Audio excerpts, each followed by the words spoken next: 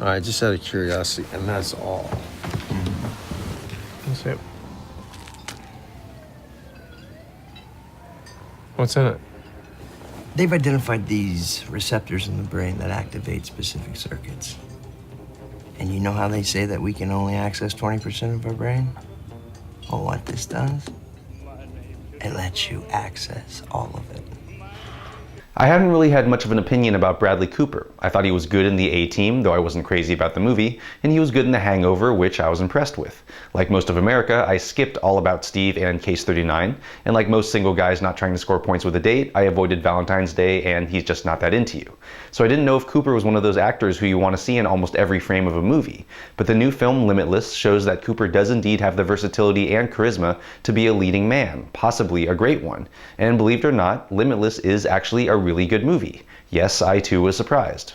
In the movie, Cooper plays Eddie, a recently dumped, failing writer who attains a supply of NZT, a super drug that allows Eddie to utilize 100% of his brain, making him the smartest, most motivated, most charming person he could ever be. We've never seen Cooper play a slobby loser, and he totally pulls it off, making for a great contrast to Eddie on NZT, which showcases Cooper's unique talent for playing smooth-talking, handsome devils with questionable morals that both men and women root for. After cleaning up his life, writing the great American novel, seducing hot women, and winning back his ex-girlfriend, played by Abby Cornish, Eddie decides, like many of us would, to score some quick cash on Wall Street. So he borrows some seed money from a Russian thug, played by Andrew Howard, and as Eddie's investments pay off, he draws the attention of billionaire Carl Van Loon, played by Robert De Niro. Now, De Niro's definitely done some crap movies lately, but Limitless uses his mobster persona well, with De Niro playing Van Loon like the experienced head of one of the 5 families instead of one of the top 5 corporations.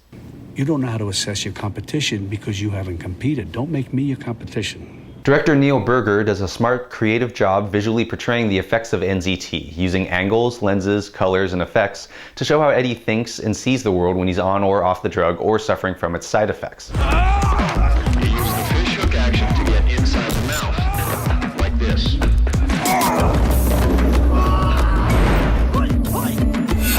The story expands to not just be about Eddie and the drug, but who knows about it, who wants it, and who else might be on it. And like all good science fiction, there's social commentary to be found in Limitless about our desire to take shortcuts to self-improvement using miracle pills, and our obsession with instant success. Now, some people have said that I don't like movies, or more accurately, that I should like movies more despite their flaws. Like, hey, it's just a dumb action movie, who cares if the dialogue sucks? Or hey, it's a romantic comedy, who cares if it's predictable? But Limitless is an example of why we should have higher standards than that.